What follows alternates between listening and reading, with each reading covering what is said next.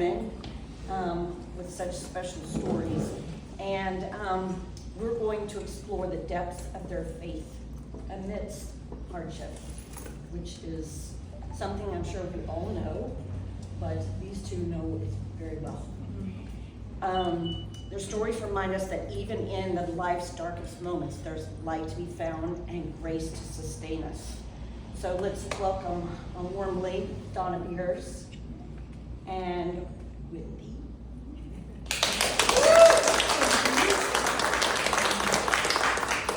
And we just thank you both for your willingness to tell your stories this morning. And thank you for asking. We know they're going to bless us immensely. So Donna, you've been a gift to me for several years, and I knew the minute I met her, I thought I would be her friend because I love this lady. I knew the day we met you that you were going to be my friend. You're going to make me cry. You can use my name. Okay. And she's been such a huge part of Oakley for like how many years? Well, I figured that out. We've been here 10 years, and I think that includes when we first came with Life Church, and then we had our little, where we relaunched again, and then when we came back. So I think it's been a total of about 10 years. Okay, so I've known you that long. Yeah.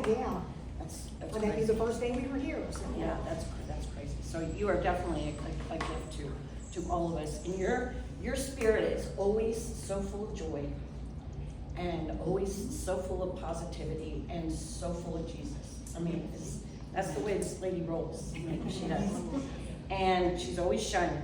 I know you've navigated through a lot of losses, and you battled cancer for 27 years. Yeah.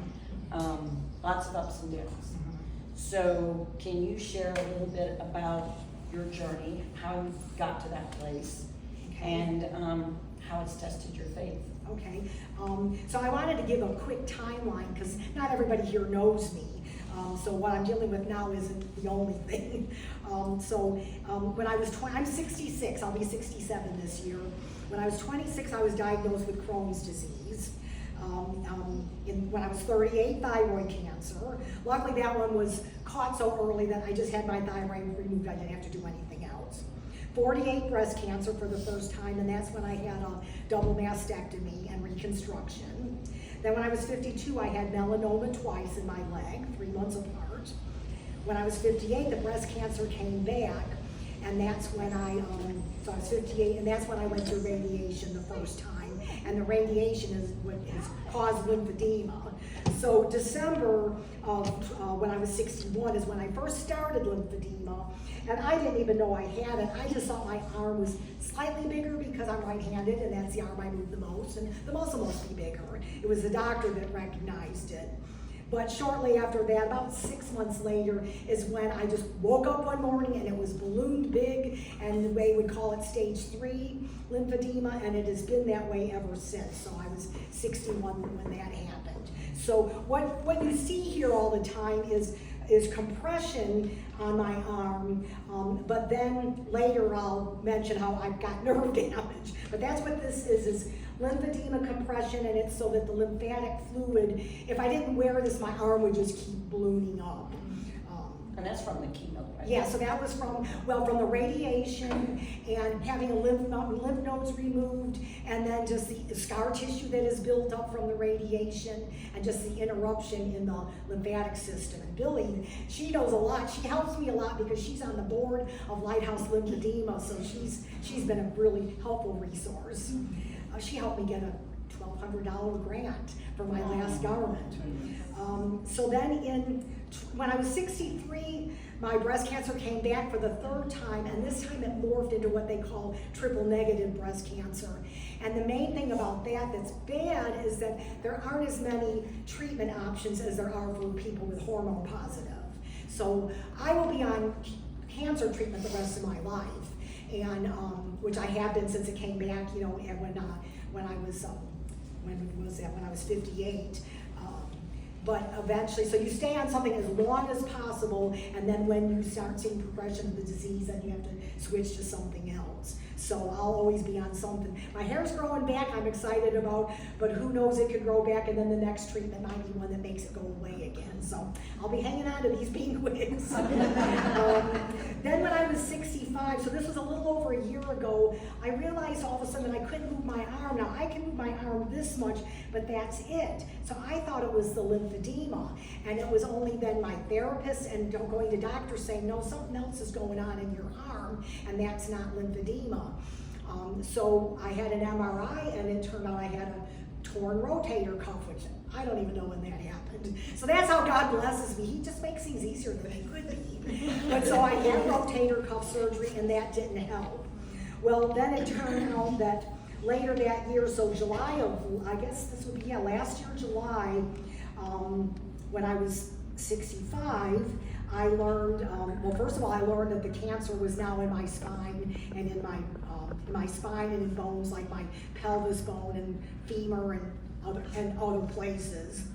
And then later, then October of that year, that's when I learned that the cancer has enveloped around the brachial plexus nerves, and that has caused permanent nerve damage to my bicep. So I can move my arm, but I have to move my arm. I can't pick my arm up, I can't bend at the elbow. So that was when I was 66, and then the last February, well recently, just a couple months ago, I learned that the cancer has metastasized to my skin. So it usually happens where incisions are, and it starts out kind of looking measly-ish, and it's like they're slowly getting bigger and slowly spreading. So basically, right across the chest area, I have like what you might call a bad case of measles, but it's breast cancer. So it's not skin cancer, it's breast cancer that has gotten in the skin. So that's the health timeline, just so you know that I've been dealing with stuff. I told Dave this morning, I said, it's been 40 years since I was diagnosed with Crohn's disease. And I must admit, Crohn's disease and lymphedema have been worse for me than cancer. So if you ever get diagnosed with cancer, my message is always to try to be, it's not as bad as it might be, it's better than television. And not to say that, I'm always going to be this easy, but I have not had as difficult of a time as with Crohn's and lymphedema. Now, do I need to take a turn, or do you want me to go into my church? I thought I didn't want to talk too much. So here's just a quick update of my faith journey. So my mom was born Pentecostal. She's a coal miner's daughter from Virginia.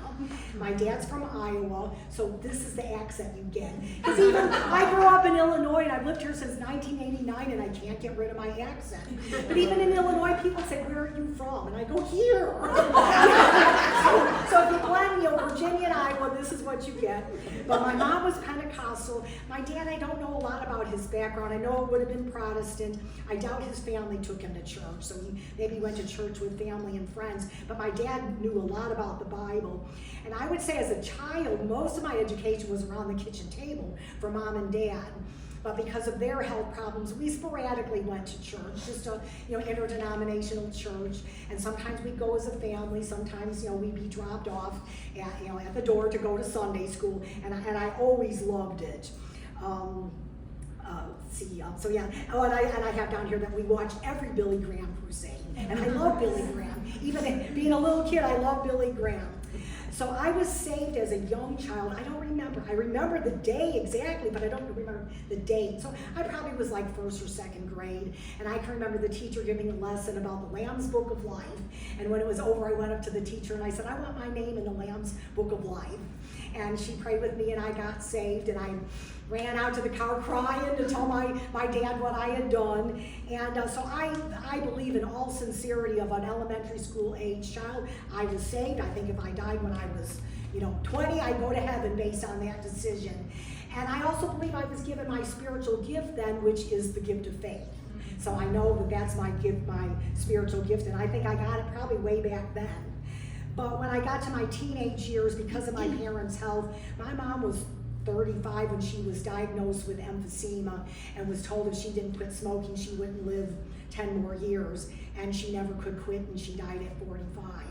But so I was 15 when my mom was really sick, and so I never went to church as a teenager, and I wasn't involved in youth groups or anything. But I still basically was a believer and believed in, like my parents always taught me that Jesus is the most important person in your life.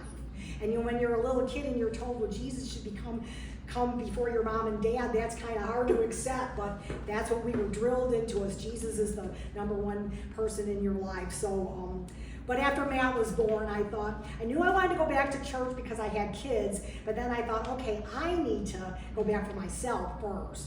So I started going back to church, and then that's a whole other story. But I, at the age of, 1984, so I guess I was like 26 or something, I rededicated, recommitted myself, whatever you want to call it, and got baptized. So that's actually the salvation date I use, February 5th, 1984, because that's when I knew what I was doing. So that's my church background. So I can stop now.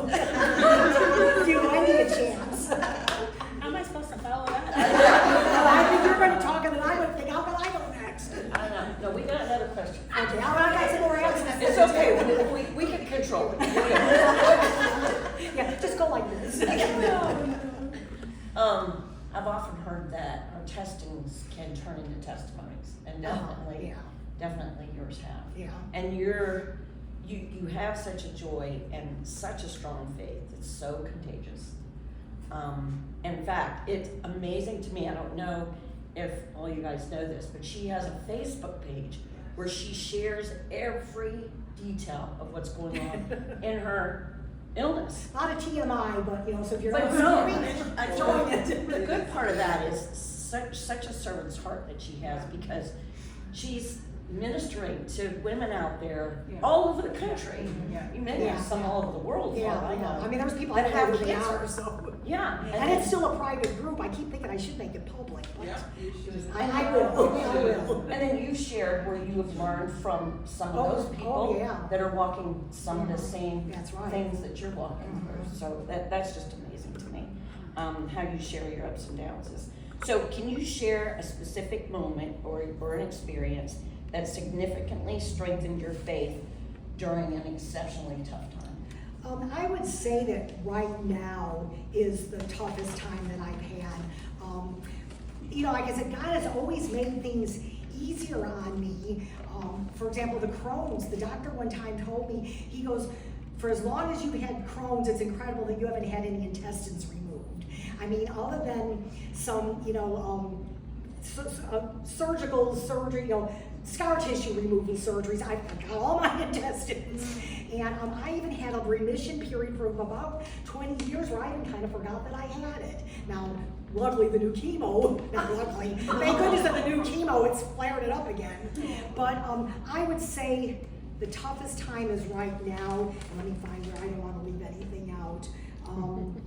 The reason is because, and this is where I might need to dab my eyes, but I found out a little over a year ago that the cancer spread to my bones, and that was right after Millie was born, my youngest granddaughter, and she's about to turn 1. She lives in Iowa. So for the generosity of all of you that participated in that silent auction for me, you funded many trips to go see Millie as she's growing up. So I'm grateful that I've been there. I'll be there next week when she turns 1. But also then with the metastasis to the skin that started, even though my doctor tells me we're not end of life, we don't have to worry about that, but I don't know to her what is end of life. 3 months away, 6 months away, I don't really quite know. And she always says until it gets into a major organ, we don't have to worry about that. However, statistics also show that the average person that gets cancer in their bones or their skin live 2 years. That's where I'm going to get choked up. So the thought that, I may make Millie's 2nd birthday, Nolan's going to be 2 this year, I might make his 3rd birthday, but beyond that, chances are very high that I won't. And the thing that makes me most sad is that those 2 little grandchildren won't know who I am because they were so young. But I still have faith in God. I know that, first of all, I know that God's going to take me when He wants. So I'm in like all the breast cancer Facebook groups, which is so helpful. If you have any kind of illness, get on a Facebook group for your thing. Because, I mean, there'll be people that are, I'm 6 years on this drug, or 7 years on that, or skin mets, they went away, and that's been 4 years. So there are a lot of encouraging statistics, so that's what I focus on. And so that's why I thought, I am not gonna live my life like I'm dying in a year.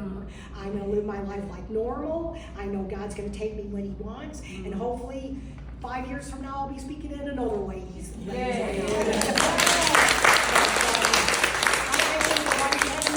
Now is probably the toughest thing for me, is just knowing that my time might not be around forever. Dave doesn't like to talk about that, but you also gotta be realistic too. You know, my mom, when she died, we were not allowed to, when the doctor said 6 months left to live, my dad didn't want her to be upset, so we were not allowed to acknowledge to my mother that we knew you probably had 6 months left. So you kind of didn't get to say the things that you might have wanted to say. And so I just thought, I'm just gonna be right open with everything. But I always tell my kids when I get a new diagnosis, or you'll see when I post in my Facebook group, I'm not freaking out, so don't worry, I'm not freaking out. I'll let you know when I'm freaking out. Because then I'll ask you to all pray for me, I'm freaking out. I don't know that you ever will. But just so you know, we're going to Wendy now. Yes. What a testimony about faithfulness and grace, and for somebody that has battled cancer myself, Yeah. I really admire, and I agree with you that there are worse things in life than cancer. Yes, yeah. I can testify to that, but I appreciate you sharing that and your faithfulness and grace through that, because that's what helps other people get through that. So we're gonna turn over to Wendy. So Wendy's been part of our Oakley family for a little over a year, and she's already gifted us with her effervescent spirit and her servant's heart.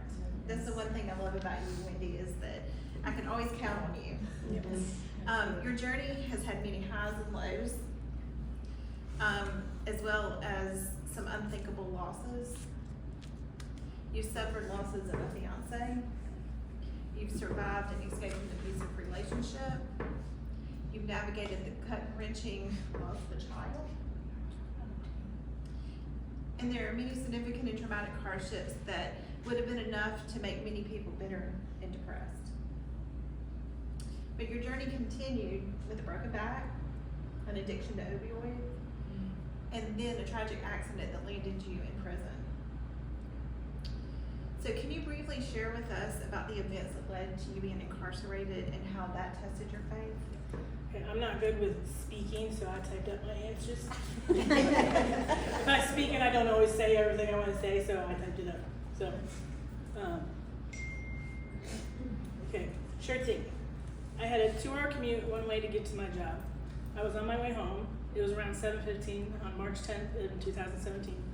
I was talking with my son on the phone, and a few minutes after I hung up with him, I was jamming out to a Toby Mac song, one of my favorite artists. And the next thing I remember, I was hearing a crashing sound, and I had hit a tree head on.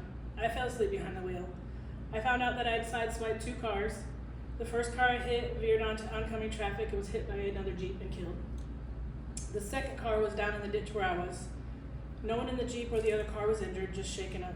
I was head down at the bottom of the tree, with the tail end at the top of the tree. And they had to use the jaws of life to get me out and then transport me to the hospital. I had back surgery 11 months prior, and they wanted to make sure everything was okay with that. So I was released from the hospital and went home, where police officers came and asked a bunch of questions. They left and said they'd be in touch. They called me in July and told me that I needed to turn myself in on a Thursday afternoon, and then Friday was my day to turn myself in by 7. They said I was being charged with vehicular homicide by DUI, vehicular homicide by reckless driving, failure to maintain lane, and reckless driving.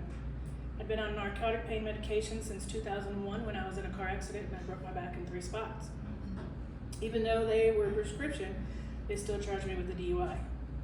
The DUI charge got dropped, as well as the failure to maintain lane and reckless driving, and I turned myself in. My husband Gary bailed me out, and I spent the next 2 years going to court twice a month. And in March of 19, I settled on a plea deal of 15-5. That means I was sentenced to 15 years, and I had to serve 5 years of that sentence. The remainder of the 10 years was to be served on probation. When we went to the sentencings, the judge got to hear my testimony and the testimony from the other side. I had 25 character witness letters and friends and family that read their letters in court. After the judge heard both sides, he gave me a 15-4. I was taken into custody immediately and spent 2 weeks in the Cherokee County Jail. The first week I spent in a medical lockdown because I was coming off of my 16-year addiction to opiates.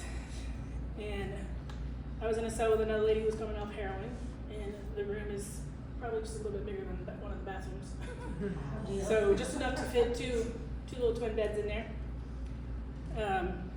We were allowed two Tylenol once a day to help with our withdrawals. Absolutely the worst feeling, everything hurt. We were allowed out of our cell for 1 hour every day to shower and make any necessary phone calls. After that, we went into what's called general population, or GP, and I was in a dorm with 63 other ladies. Everything was open, including the bathrooms. So you didn't go in and close the door, you sat in front of everybody and did your business. That was really hard. It was here that I realized I was there for a reason. I didn't know what that reason was, but God had a plan. I told Gary that, and he said he had the same feeling. When all this first happened, I was devastated to say the least, but I knew I wouldn't be able to handle this on my own. I was so depressed, I could barely get out of bed.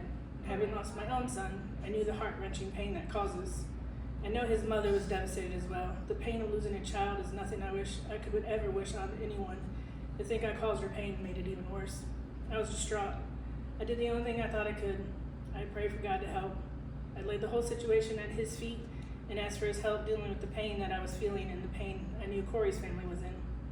I was instantly relieved, but I wasn't instantly relieved, but I did feel some of the depression lift off me. I could function and do what I had to do. I was sent to Lee Arundel State Prison in Hartwell, Georgia for what they call diagnostics. It's where they assess you to see what prison will be the best fit for you. Lee Arundel was a maximum security prison with 1,800 inmates.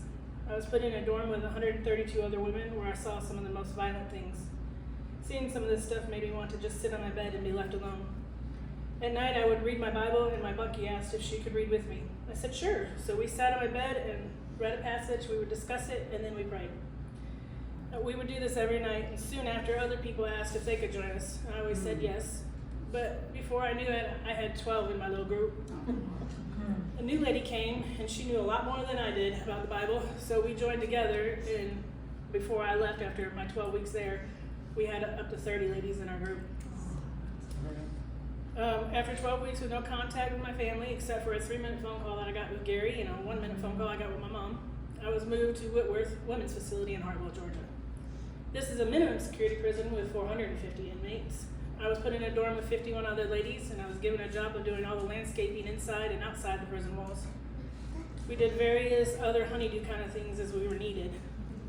One was helping the chaplain with anything she needed, and we were moving things out of her storage unit to get ready for Christmas, and I was lifting a big box full of shampoos and conditioners. They called me Guns because I'm pretty strong. So I always had to do the heavy lifting, but I was lifting that and I put it in the cart, not a problem, and then there was a box of toothbrushes that was like this big, and I went to go put that in the cart, and then all of a sudden you just hear this really loud popping sound.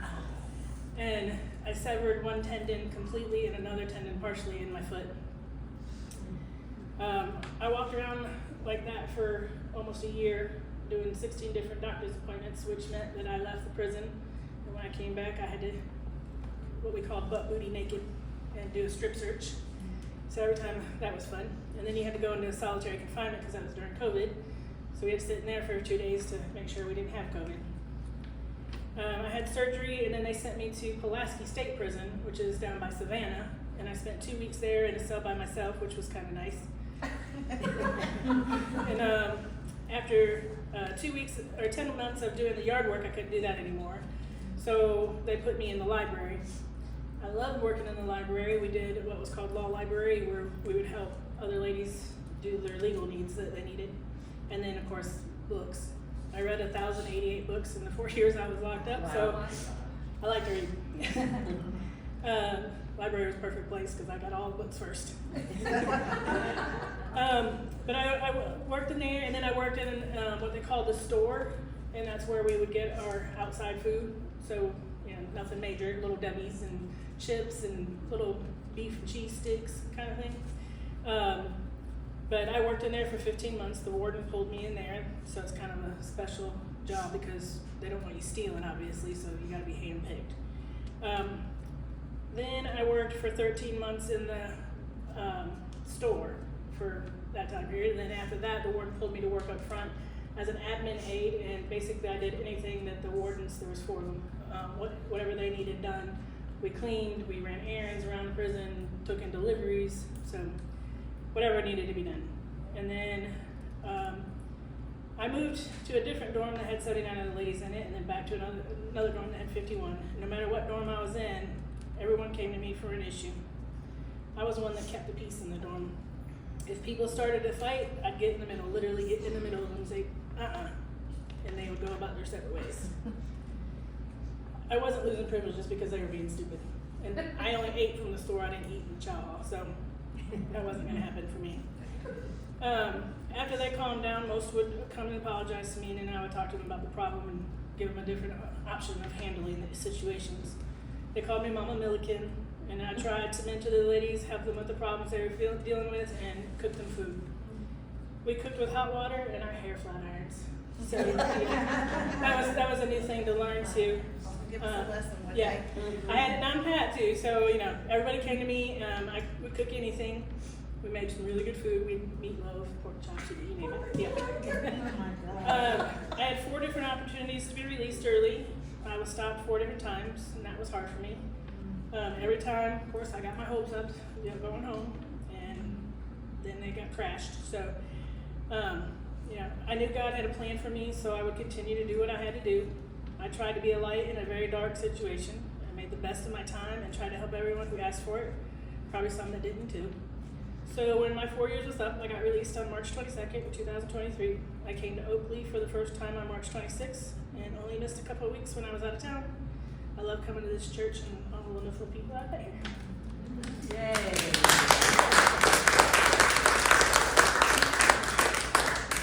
I was gonna say something. Wendy Buns is probably a good nickname. So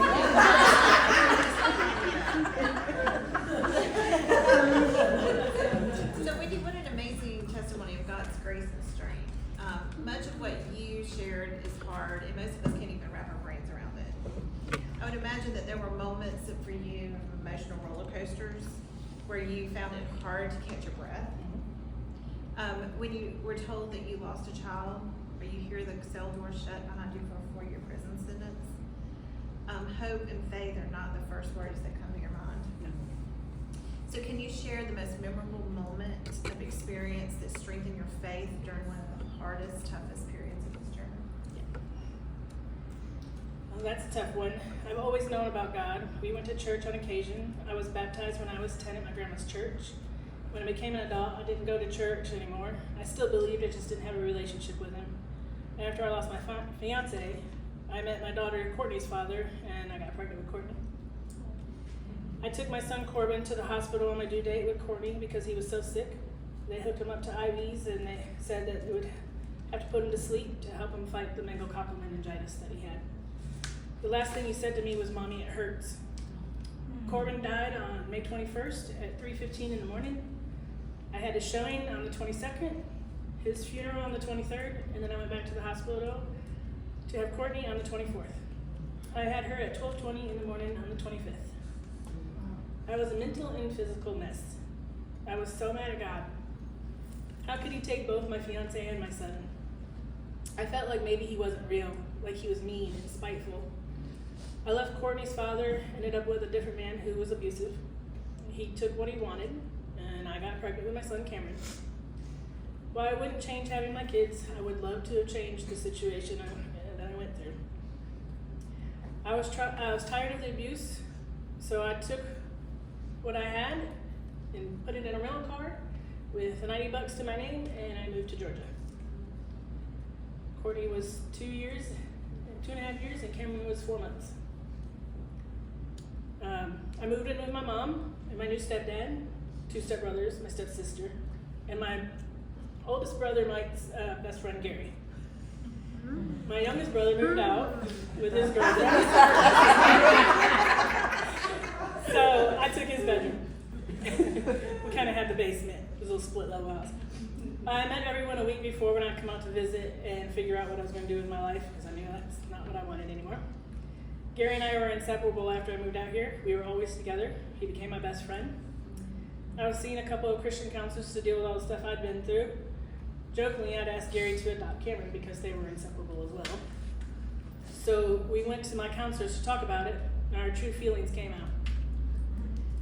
We talked about that after we left and decided to take our relationship to the next level. After we were married, my oldest brother and his wife asked us to go to church with them. We started at North Point Community Church in Alpharetta. Felt like Andy Stanley was talking right to us every time we went. We were going regularly and started to develop a relationship with God. It was the first time both of us could say we had a relationship with Him. We joined a small group, made some new friends, and our walk grew stronger. It's been 23 years since we did that now, and we're still friends with those people. But we felt like the church was just too big, and being lost in the shuffle was not what we wanted. We stopped going. Then the accident happened. We were both lost. After I got locked up, Gary couldn't even go home. He stayed at my mom and dad's for 6 weeks. Once he got our 3-minute phone call and knew I was okay, he went home. We both knew I had things to do there and he had things to do at home. So with all that said, I think watching him get us through 4 years of the most difficult time in our 25-year marriage was the most toughest and strongest times of my faith. He knew he was real, I knew he was real, and he cared about us. I'd been with Gary for 20 years when I got locked up. Going from being with him every day to not seeing him but maybe once a week was tough. I got to talk to him on the phone, but it wasn't the same. I didn't do anything different every day, so my side of the conversation was the same. And it limited what we talked about. Then a few months before I got out, he told me he was going to church again. Courtney had invited him to Oakleaf. I could hear the change in him after a few weeks of him going. I was having my quiet time with the Lord and talking about him with some of the ladies, but I wanted that community too. I couldn't wait to get out and go. It's one of the best moves we've made. Tony delivers wonderful messages every week, and we have a community that is more like family, helping us walk through our journey. Unreal. Unreal. Yeah.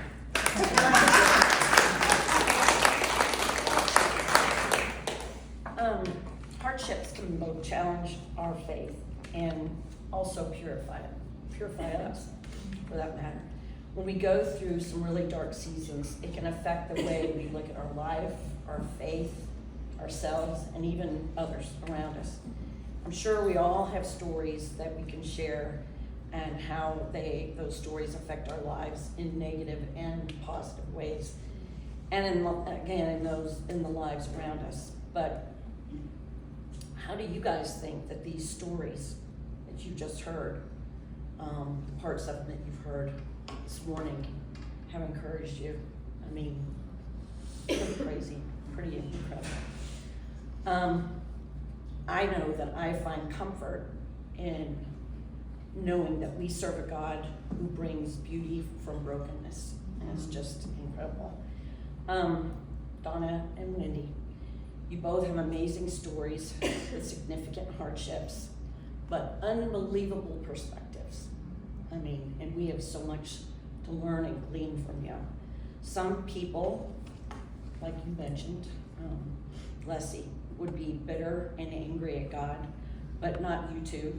And we are sure that there were specific ways or practices that helped maintain and grow your faith during these difficult times. And it made you guys see things through the lens of heaven. And we just thank you so much for that. Can you each share, and we'll start with you. Can you each share one of those with us? I'm sorry, repeat the question. Okay, so you have faced some very difficult times, but you're always seeing it through the lens of heaven, Jesus. Can you share one of those times, Okay, a really hard time? Yeah, you should all hear me talk when I'm on my steroids. Just tell them this morning what you told me in the car about what you told Matt. When I go see my son next week, I'm going to be at the steroid point, and I told Matt, I said, if I don't stop talking, just say, Mom, put a sock in it. Because when he was a kid, and he had bad poison ivy, he'd go on steroids, I'd say, Matt, put a sock in it. So I said, my feelings won't be hurt if you tell me that. Okay, a lens through which I saw a hard time and how I could focus on During heaven. hard times, yeah. Well, I think probably when my mother was dying, she never lost her faith. She is the biggest example of faith of any person I know. And like I said, she was diagnosed at 35 and died at 45. And so shortly before she died, she even went to go see a faith healer. Remember, I told you she was raised Pentecostal, and I don't remember which one it was, but she went to see a faith healer at one of their big, conferences, and I don't know if he pulled her out of the group or how it happened, but she felt that she was healed, that her lungs were healed, and she even came back and stopped taking her meds for a while. And I don't think she went maybe 2 or 3 weeks without taking any meds, and then needed to again. And but she never lost her faith, and she still trusted the Lord. And when she was in a coma 3 days before she died, and she had never been baptized and always wanted to be baptized.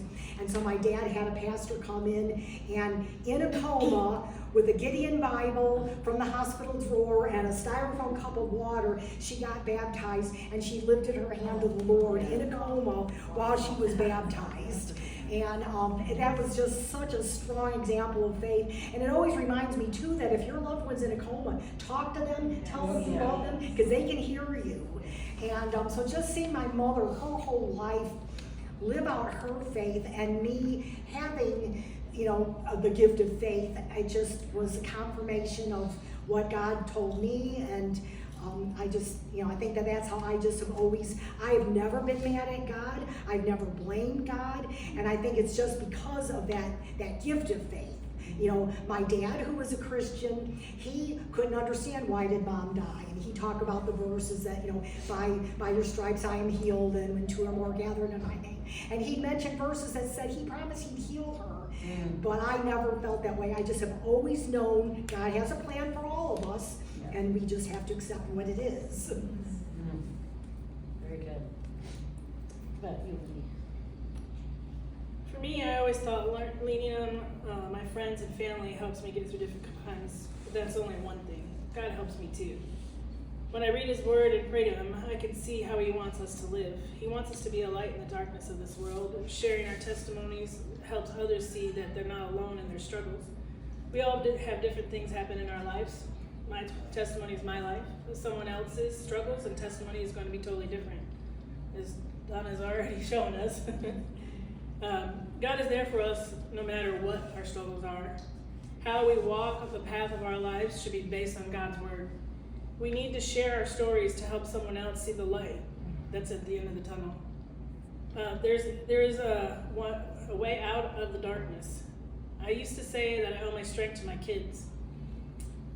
If I didn't have them, I don't know where I would be. Now I can honestly say that if I didn't have God in my life helping me through the dark tunnel, I might not have made it out. Now I want to help others. Most of you know I love to cook and bake, and I'll feed as many people as I can. While I'm doing that, I hope they see how God makes my life so wonderful. That's amazing. I know you guys look around and you see all these faces, and we don't know what everybody is going through. But would you have a word that you could speak into the group that's so intently listening to your stories, just to help encourage them? I know your stories already do, but maybe some advice to help them direct their dark times through seeing Jesus through the darkness. First. Well, I would have two things of advice. My first one would be, if anybody here has never taken that step of faith and asked Jesus into your heart. You might have that head knowledge, but you've never done it in your heart. Or maybe you were like me when I did it again the second time. You know that you hadn't really been living every day for the Lord. Then that's my first step of advice, is if you're not already saved, pray and ask Jesus into your heart. And like the pastor told me, he goes, I guarantee your life will be different. And when you do get saved, that's when you get your spiritual gift. And 1 Corinthians 12:7 says a spiritual gift is given to each of us so we can help each other. So we all have different gifts that all work together, but you'll get your gift. And no matter what it is, it's going to make you feel closer and stronger in your faith. And then for me, luckily, 12:9 says the same Spirit gives great faith to another. So that's what mine happens to be. But then the next thing I have, and you're probably already doing this because most of your faces look familiar, but maybe anybody watching the video, is get involved in a church. Don't just go on Sunday morning.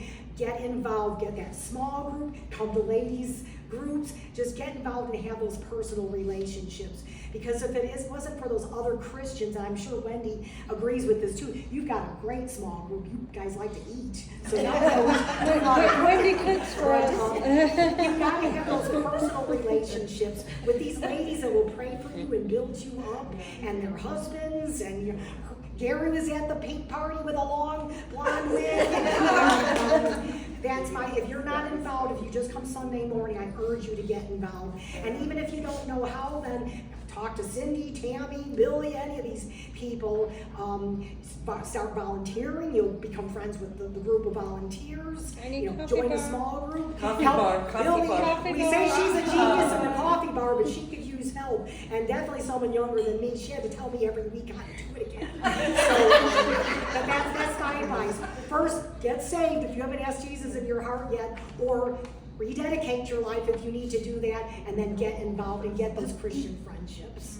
Powerful. Yeah. You want to add to that? Yeah. After I lost my fiance, the people who worked at the funeral home gave us a book on how to deal with grief. And then they talked about how our grief is like an onion. You have to peel it each layer at a time to get to the center of it. One layer will be different from the others. Some will be fast to peel away, some will be slow. When I read that, I thought, wow, that's a good analogy. I tried to use that to get through the loss. After I got locked up, I realized that we focus so much of our attention on the stuff that doesn't matter. The little things in life are what make it so wonderful. I never cared what people thought of me. My own little saying, it's not anything against any of you guys, but my own little saying to me, was, if you don't like me, that's your loss, not mine. Sorry, but I'm gonna be me, and if you don't like it, I can't change that. So I'm not gonna worry about it. There will be people out there who don't like you. It may even be because of what happened in your life. I know the Foreman family doesn't like me. But I still pray that they find the forgiveness of the situation so they can see Corey again one day. I use that to help me remember that people need to know my testimony so I can help people get through their own struggles. Even if I only help one person with my testimony, that is one more person connected to God and the eternal life He promises us. My biggest advice to people, and this applies to any relationship, is communicate. You will never get anywhere if you don't tell people what you think or how you feel. The other person will never know what you think or feel if you don't tell them. So how do you expect them to help you or change if they don't know? Communication is also important with God for the same reasons. He can't give you instructions if you don't read His Word or listen to what He tells you. Opening your heart and mind to God will bring you closer to Him and help you navigate your walk with Him.